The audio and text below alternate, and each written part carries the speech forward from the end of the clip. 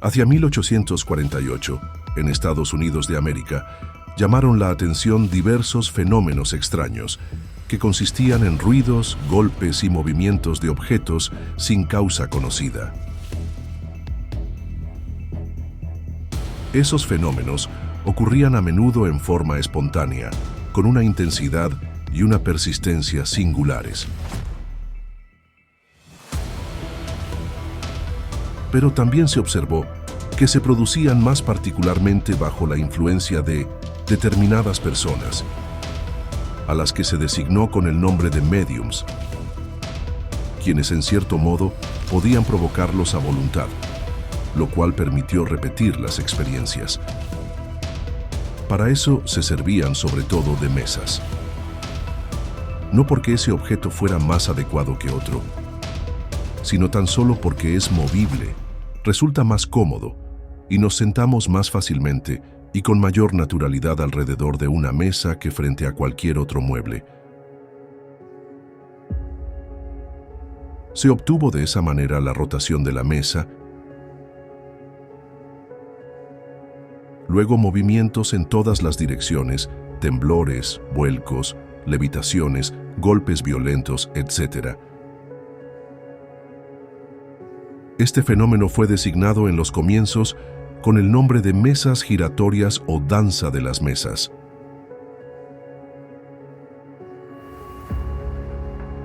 Hasta allí el fenómeno podía explicarse perfectamente mediante una corriente eléctrica o magnética, o por la acción de un fluido desconocido.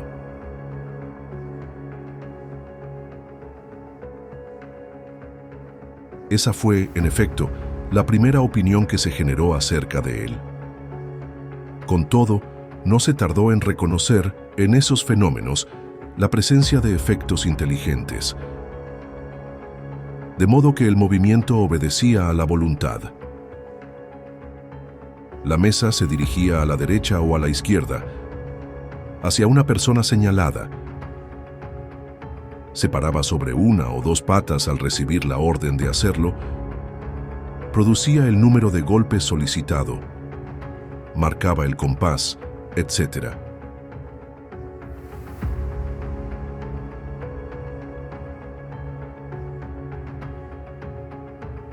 A partir de entonces, fue evidente que la causa no era puramente física, y de acuerdo con el axioma según el cual, si todo efecto tiene una causa, todo efecto inteligente debe tener una causa inteligente, se llegó a la conclusión de que la causa de ese fenómeno tenía que ser una inteligencia. ¿Cuál era la naturaleza de esa inteligencia? Allí estaba el problema. Primero se pensó que podía ser un reflejo de la inteligencia del médium o de la de los asistentes, pero de inmediato la experiencia demostró que eso era imposible, porque se obtenían informaciones completamente ajenas al pensamiento y a los conocimientos de las personas que se hallaban presentes, e incluso contrarias a sus ideas, su voluntad y su deseo. Por consiguiente, esa inteligencia solo podía pertenecer a un ser invisible. El medio de asegurarse de ello era muy simple. Consistía en entablar una conversación con ese ser, lo que se hizo mediante un número convenido de golpes que significaban sí o no, o que designaban las letras del alfabeto. Así se obtuvieron respuestas a las diversas preguntas que se le formulaban. El fenómeno fue denominado mesas parlantes. Todos los seres que se comunicaron de ese modo, al ser interrogados acerca de su naturaleza, declararon ser espíritus y pertenecer al mundo invisible. Dado que se produjeron los mismos efectos en un gran número de localidades por intermedio de personas diferentes y que fueron observados, además, por hombres muy serios e instruidos, no era posible que todos fueran juguetes de una ilusión.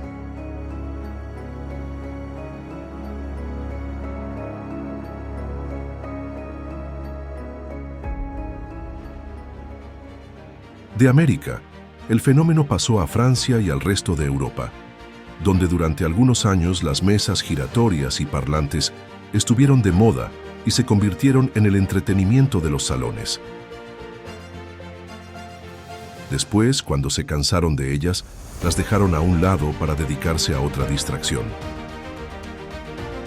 El fenómeno no tardó en presentarse con un nuevo aspecto, que lo apartó del dominio de la simple curiosidad.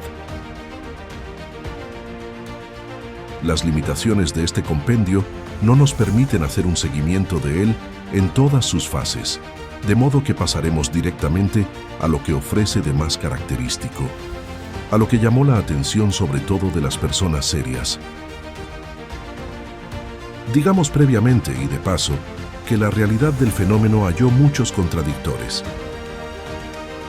Algunos, sin tomar en cuenta el desinterés y la honorabilidad de los experimentadores, solo vieron en él un engañoso malabarismo, un hábil juego de prestidigitación. Los que no admiten nada más allá de la materia, los que solo creen en el mundo visible y piensan que todo muere junto con el cuerpo, los materialistas. En una palabra, los que se califican de espíritus fuertes relegaron la existencia de los espíritus invisibles a la categoría de las fábulas absurdas. Tildaron de locos a quienes tomaban la cuestión en serio y los colmaron de sarcasmo e ironía. Otros, que no podían negar los hechos, pero se hallaban dominados por un determinado orden de ideas, atribuyeron esos fenómenos a la influencia exclusiva del diablo. Y con ese recurso trataron de amedrentar a los tímidos. Con todo, hoy en día el temor al diablo ha perdido notablemente su prestigio. Se habló tanto de él, se lo ha descrito de tantas maneras, que las personas se familiarizaron con esa idea y muchos decidieron que había que aprovechar la ocasión para ver qué es el diablo realmente.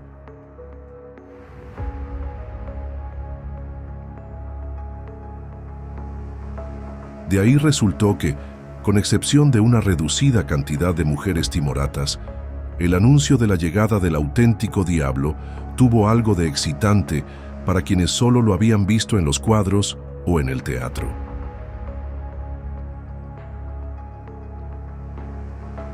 Para muchas personas fue un poderoso estimulante, de suerte que los que pretendieron valerse de ese recurso para oponer una barrera a las ideas nuevas han ido contra su objetivo y, sin quererlo, se convirtieron en agentes de propaganda tanto más eficaces cuanto más alto gritaban.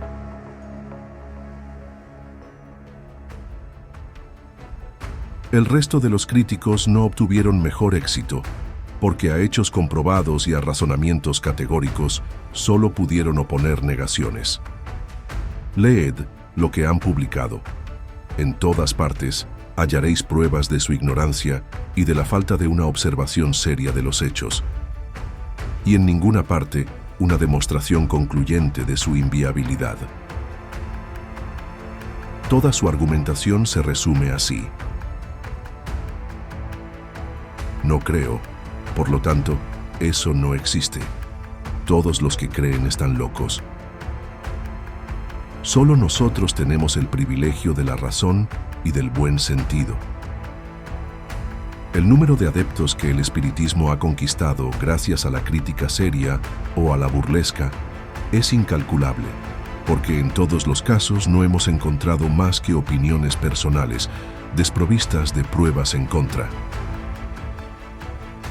Prosigamos, pues, con nuestra exposición.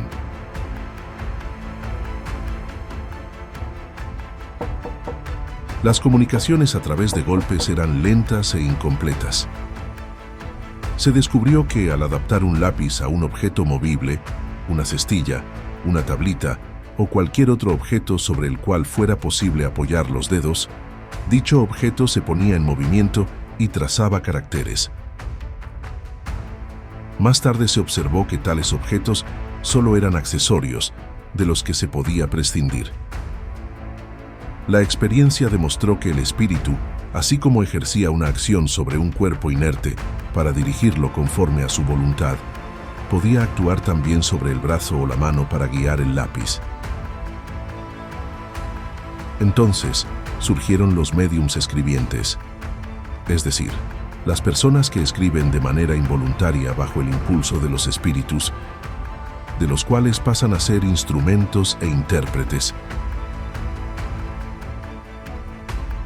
A partir de ese momento, las comunicaciones ya no tuvieron límites y el intercambio de ideas pudo realizarse con tanta rapidez y amplitud como el que existe entre los vivos.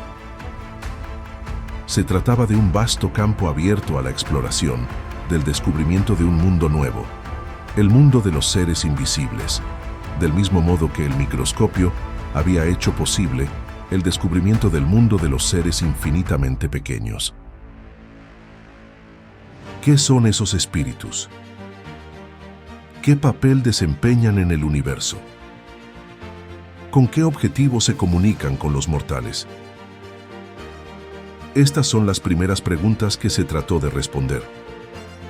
Pronto se supo, por intermedio de ellos mismos, que no son seres aparte en la creación, sino las almas mismas de los que vivieron en la tierra o en otros mundos.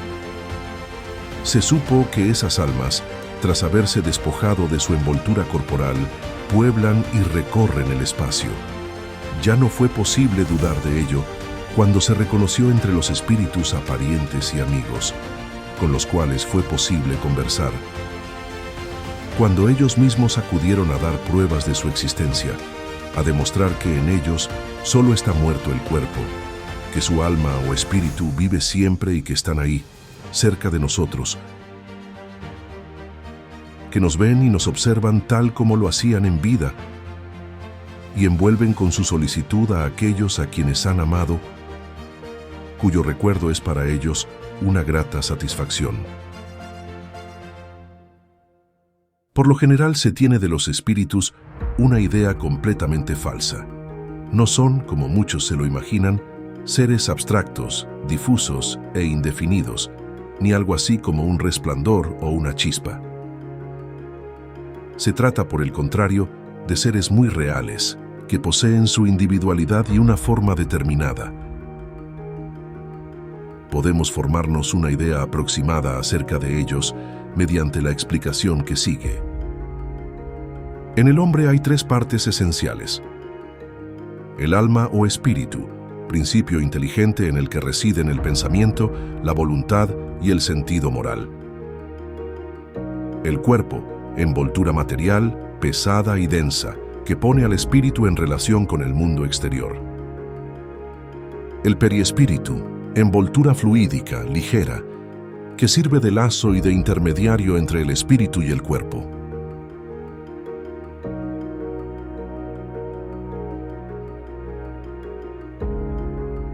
Cuando la envoltura exterior está gastada y ya no puede funcionar, deja de vivir. Entonces, el espíritu se despoja de ella, como el fruto de su cáscara y el árbol de su corteza. En una palabra, de la misma manera que descartamos un traje viejo que no nos sirve más. Esto es lo que se denomina muerte. Así pues, la muerte no es otra cosa que la destrucción de la envoltura densa del espíritu.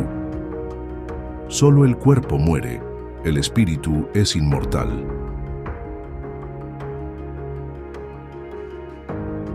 Durante la vida, el espíritu se encuentra, por decirlo así, oprimido por los lazos de la materia a la cual está unido, que a menudo paraliza sus facultades. La muerte del cuerpo libera al espíritu de esos lazos. Este se desprende de aquel y recobra su libertad, así como la mariposa sale de su crisálida.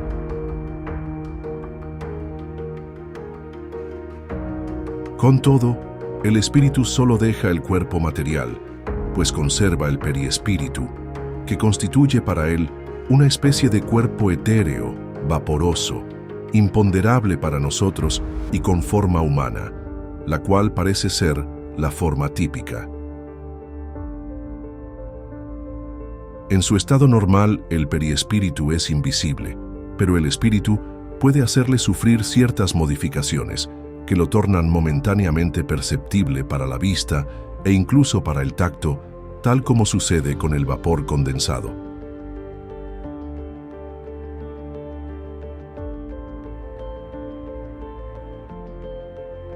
De ese modo, los espíritus a veces pueden mostrarse en las apariciones.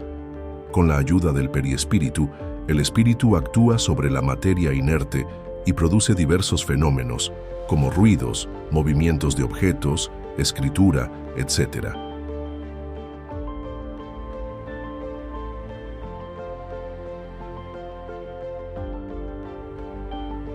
Los golpes y movimientos son, para los espíritus, medios de demostrar su presencia y de llamar la atención, exactamente como cuando una persona da palmadas para anunciarse.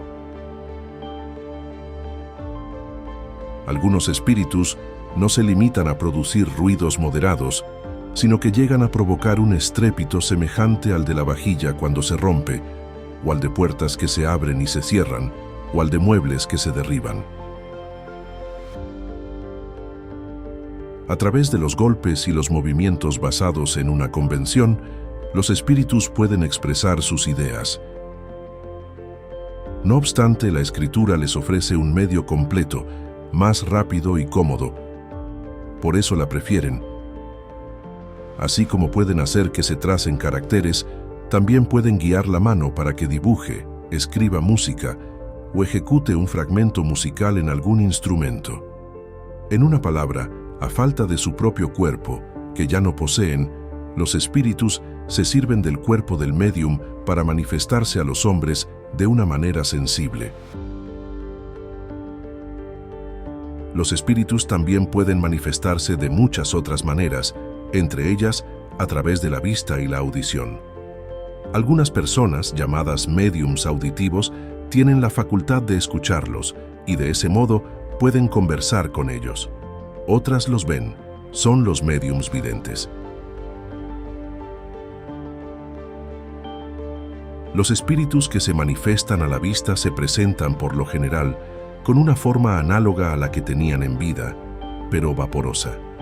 Otras veces, esa forma adopta todas las apariencias de un ser vivo, hasta el punto de causar una ilusión completa, de modo que a veces se los ha tomado por personas de carne y hueso con las cuales se ha podido conversar e intercambiar apretones de manos sin sospechar que se estaba en relación con espíritus, excepto por su desaparición súbita.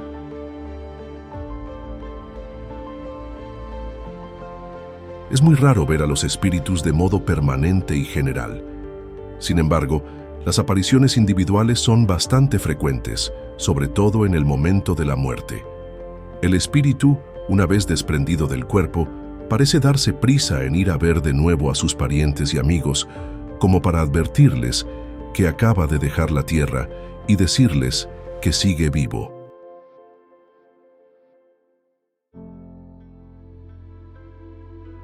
Evoque cada uno sus recuerdos y verá cuántos hechos auténticos de ese género, de los que no se daba cuenta, le han sucedido, no solo de noche y durante el sueño, sino a pleno día y en el más completo estado de vigilia. En el pasado, esos hechos se consideraban sobrenaturales y maravillosos, y se los atribuía a la magia y a la brujería. En la actualidad, los incrédulos los atribuyen a la imaginación. No obstante, desde que la ciencia espírita ha revelado la clave de ellos, se sabe cómo se producen y que no escapan al orden de los fenómenos naturales.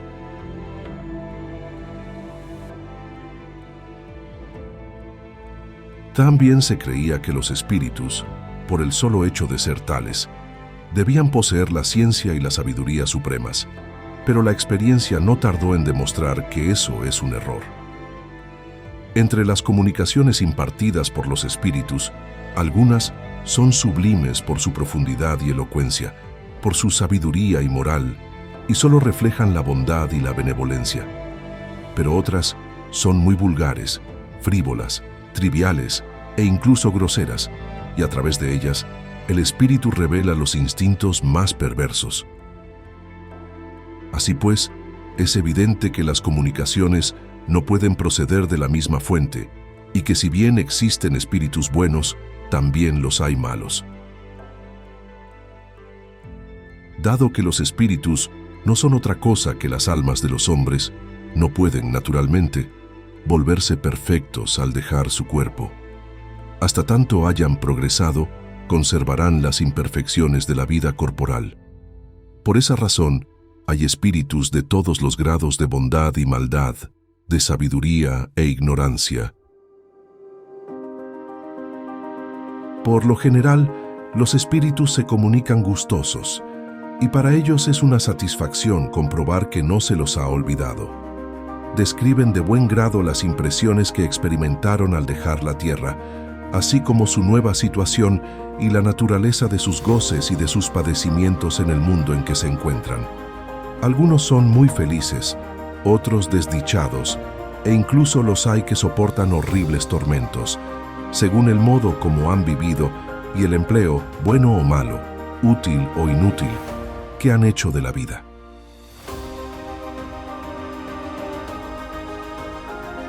Al observarlos en todas las fases de su nueva existencia, conforme a la posición que ocuparon en el mundo, su género de muerte, su carácter y sus hábitos como hombres, se llega a un conocimiento, si no completo, al menos bastante preciso acerca del mundo invisible, a fin de que podamos comprender nuestro estado futuro y presentir el destino feliz o desdichado que en ese mundo nos aguarda.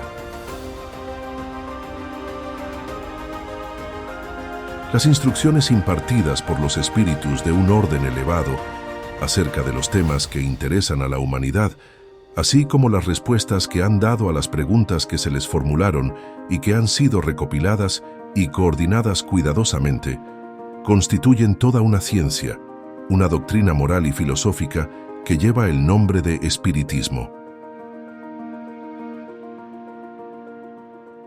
Por consiguiente, el espiritismo es la doctrina basada en la existencia, las manifestaciones y la enseñanza de los espíritus.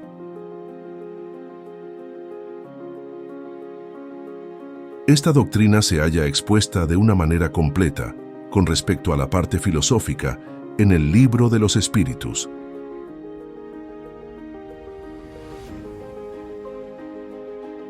En relación con la parte práctica y experimental, en el Libro de los Mediums. Y por lo que se refiere a la parte moral, en el Evangelio según el Espiritismo.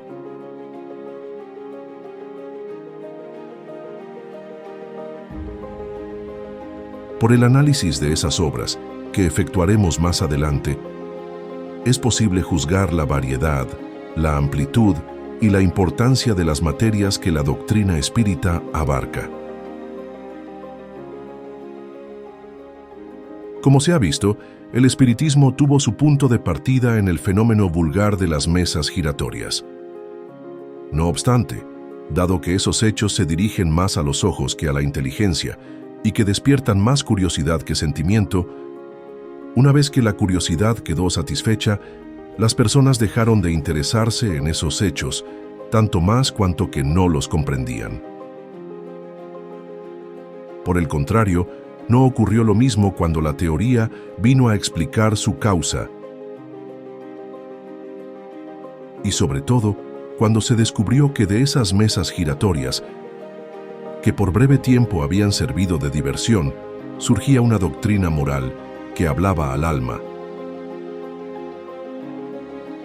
disipaba las angustias de la duda y satisfacía todas esas aspiraciones que hasta entonces no eran más que vaguedades, debido a una enseñanza incompleta acerca del porvenir de la humanidad.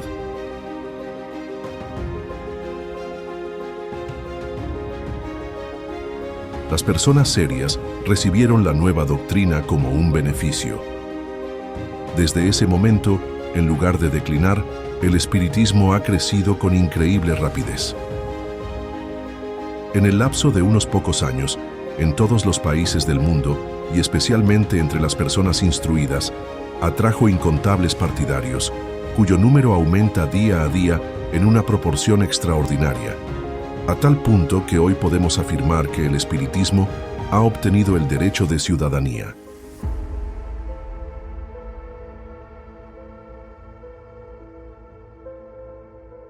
La doctrina espírita se apoya en bases que desafían los esfuerzos de sus adversarios quienes en mayor o menor medida se hayan interesados en combatirla.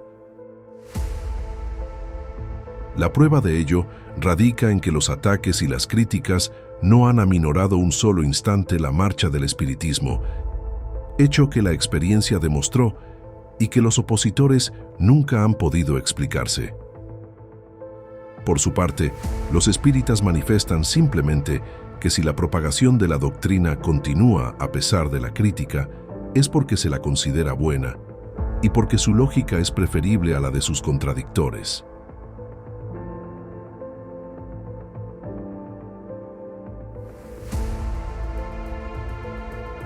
Con todo, el espiritismo no es un descubrimiento moderno. Los hechos y los principios en que reposa se pierden en la noche de los tiempos, pues se encuentran vestigios de ellos en las creencias de todos los pueblos, en todas las religiones y en la mayoría de los escritores sagrados y profanos.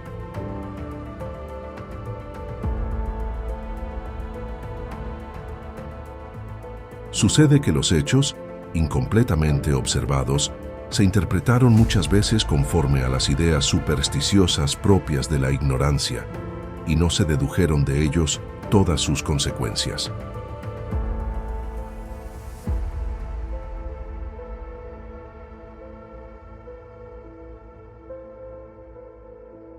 En efecto, el espiritismo se basa en la existencia de los espíritus. No obstante, como los espíritus no son otra cosa que las almas de los hombres, dado que hay hombres, también hay espíritus. El espiritismo no los descubrió ni los inventó. Si las almas o espíritus pueden manifestarse a los vivos, es porque esas manifestaciones están en la naturaleza. Y por consiguiente, ellos deben de haberlo hecho en todas las épocas. Por esa razón, en todos los tiempos y lugares, encontramos la prueba de esas manifestaciones, que abundan especialmente en los relatos bíblicos.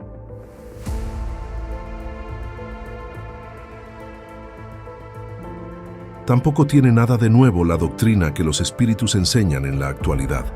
Se encuentran fragmentos de ella en la mayoría de los filósofos de la India, de Egipto y de Grecia,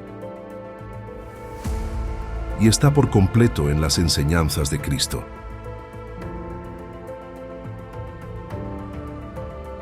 En ese caso, pues, ¿qué viene a hacer el espiritismo? Viene a confirmar con nuevos testimonios, a demostrar mediante hechos esas verdades ignoradas o mal comprendidas, y a restablecer el verdadero sentido de las que han sido mal interpretadas.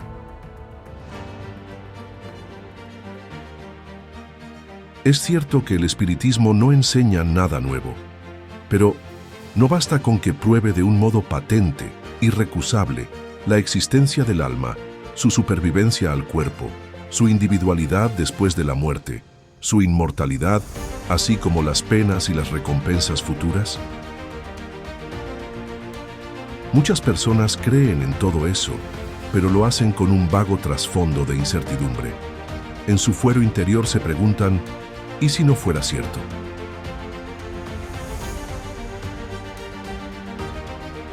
¿Cuántas hay que han sido conducidas a la incredulidad porque se les mostró el porvenir con un aspecto que su razón no podía admitir?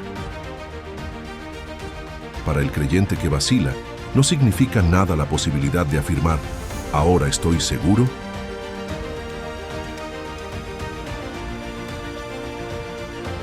Para el ciego, ¿no significa nada el hecho de volver a ver la luz?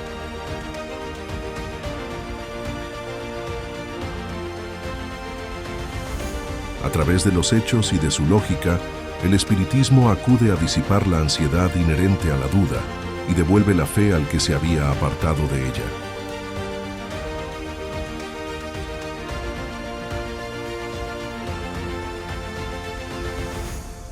Al revelarnos la existencia del mundo invisible que nos circunda y en medio del cual vivimos sin sospecharlo, el espiritismo nos permite conocer, mediante el ejemplo de los que nos precedieron en esta vida, las condiciones de nuestra felicidad o de nuestra desdicha venideras.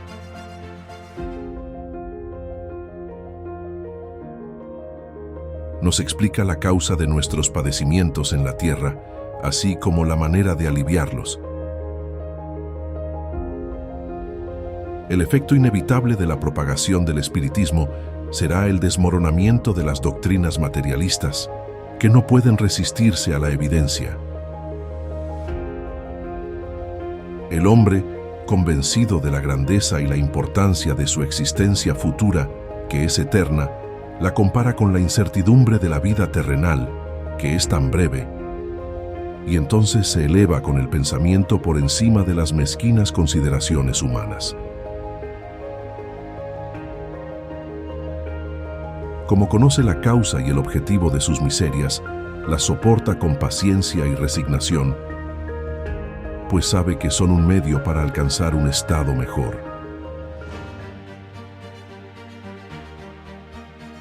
El ejemplo de los que vienen de ultratumba para describir sus alegrías y sus dolores, demostrando la realidad de la vida futura, prueba al mismo tiempo que la justicia de Dios no deja ningún vicio sin castigo, ni ninguna virtud sin recompensa. Agreguemos por último que las comunicaciones con los seres queridos que hemos perdido nos ofrecen un agradable consuelo, pues nos demuestran no solo que esos seres existen, sino que estamos menos separados de ellos que en el caso de que estuvieran vivos, pero en un país lejano. En resumen, el espiritismo alivia la amargura de los pesares de la vida, calma la desesperación y las inquietudes del alma, disipa la incertidumbre o el terror acerca del porvenir, aleja la idea de abreviar la vida mediante el suicidio.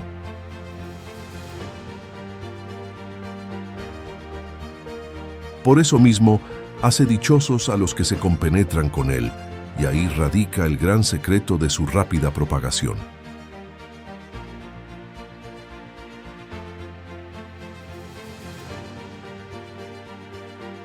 Desde el punto de vista religioso, el espiritismo se basa en las verdades fundamentales de todas las religiones: Dios, el alma, la inmortalidad, las penas y las recompensas futuras. Con todo, es independiente de cualquier culto en particular. Su objetivo consiste en probar a los que niegan o dudan que el alma existe y sobrevive al cuerpo, y que después de la muerte sufre las consecuencias del bien y del mal que ha cometido durante la vida corporal. Esto es patrimonio de la totalidad de las religiones. En calidad de creencia en los espíritus, el espiritismo se encuentra también en todas las religiones, así como en todos los pueblos, porque donde quiera que haya hombres hay almas o espíritus, y porque estos se han manifestado en todas las épocas.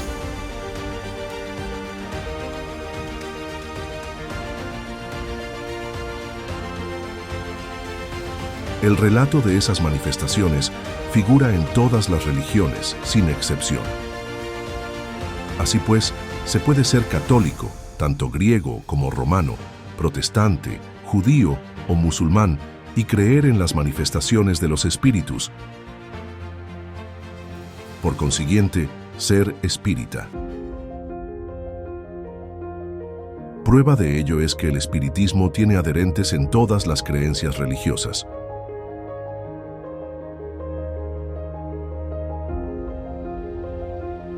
En calidad de moral, el espiritismo es esencialmente cristiano, porque la que enseña no es sino el desarrollo y la aplicación de la moral de Cristo, la más pura de todas, y cuya superioridad nadie discute. Prueba evidente de que es la ley de Dios. Esta moral es para uso del mundo entero.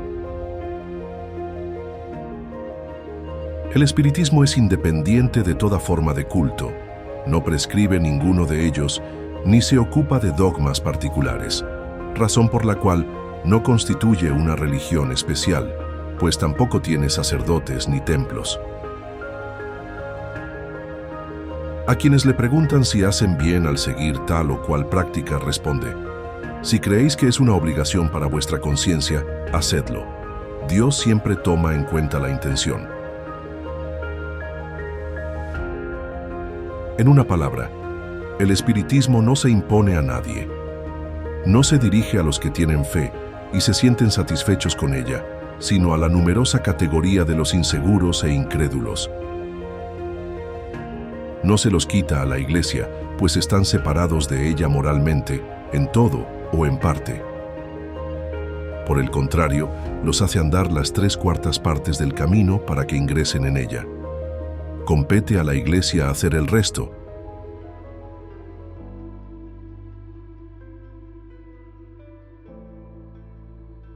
Es verdad que el espiritismo combate determinadas creencias, tales como la de la eternidad de las penas, la del fuego material del infierno, la de la personalidad del diablo, etc.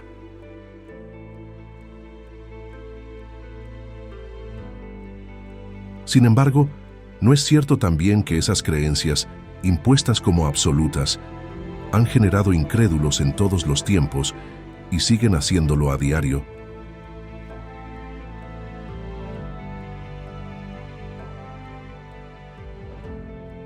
Si el espiritismo, al dar a esos dogmas y a algunos otros una interpretación racional, reconduce a la fe a los que habían desertado de ella, ¿no presta un servicio a la religión?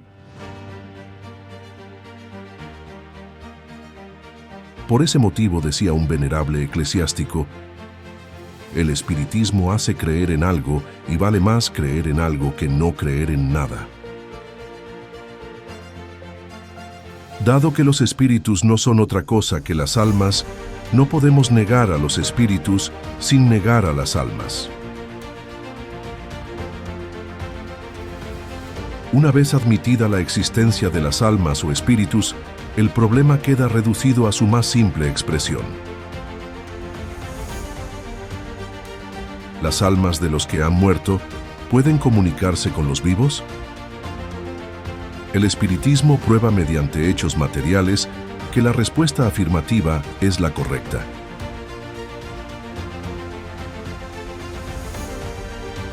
Por el contrario, ¿cuál es la prueba que podrían aportar los que piensan que eso no es posible? Si lo es, ninguna negación impedirá que así sea, porque no se trata de un sistema ni de una teoría, sino de una ley de la naturaleza.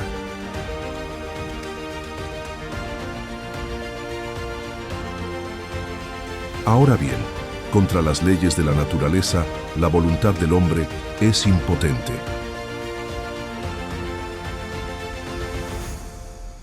De buen grado o a disgusto, tendrá que aceptar las consecuencias de esas leyes y adaptar a ellas sus creencias y sus costumbres.